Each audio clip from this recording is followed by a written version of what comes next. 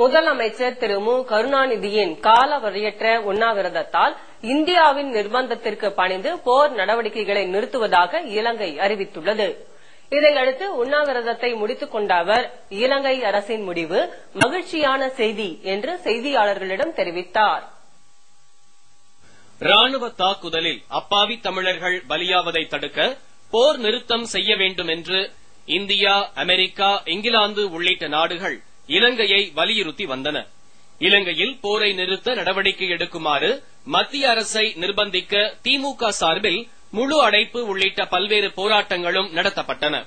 உலக நாடுகளின் கோரிக்கையை ஏற்று விடுதலை புலிகள் நிபந்தனையற்ற போர் நிறுத்தம் அறிவித்தனர். இதனை ஏற்க மறுத்த இலங்கை ராணுவம் தாக்குதலை தொடர்ந்தது. இந்நிலையில் முதலமைச்சர் திரு மு கருணாநிதி இலங்கை அரசு போர் நிறுத்தம் செய்ய வலியுறுத்தி சென்னை அண்ணா நினைவிடத்தில் இன்று காலை காலவரையற்ற உண்ணாவிரதத்தை தொடங்கினார். தமிழர்களுக்காக தம்மையே அர்ப்பணித்துக் கொள்ள இந்த போராட்டத்தை மேற்கொள்வதாக அவர் கூறினார். இலங்கையில் சிங்கள அரசு போர் நிறுத்தம் செய்ய முன்னதாத காரணத்தால் என்னையே நான் அர்ப்பணித்துக் கொள்ள என்னுடைய தமிழர்களுக்காக என் உயிரை வழங்க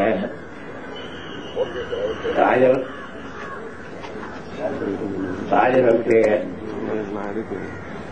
வாங்கிய பலிகளிலே ஒரு பலியாக நான் அமைய அடையாளபூர்வமாக எல்லா தமிழர்களின் சார்பாக இந்த உண்ணாவிரதத்தை மேற்கொண்டிருக்கின்றேன். பிரதமர் திரு மன்மோகன் சிங், காங்கிரஸ் தலைவர் திருமதி சோனியா காந்தி ஆகியோர் முதலமைச்சரை தொலைபேசியில் தொடர்பு கொண்டு இலங்கையில் போர் நிறுத்தம் ஏற்பட உரிய நடவடிக்கைகளை மத்திய அரசு எடுத்து வருவதால் உண்ணாவிரதத்தை கைவிடுமாறு வேண்டுகோள் விடுத்தனர்.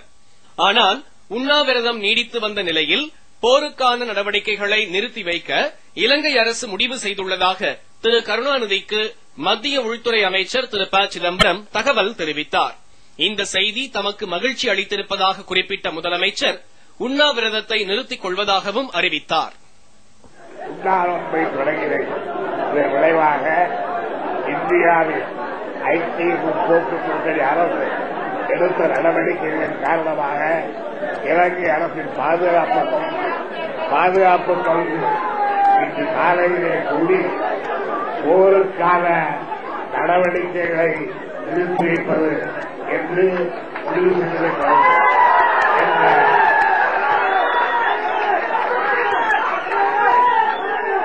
மகிழ்ச்சியான செய்தி கிடைத்திருக்கிறது என்பதோடு இனிமேல் இலங்கை நாடும் இந்த போரால் பாதிக்கப்பட்ட மக்களுக்கு நிவாரணப்பணிகள் அளிக்கவே பயன்படுத்தப்படும் என்று அறிவிக்கப்படுகிறது.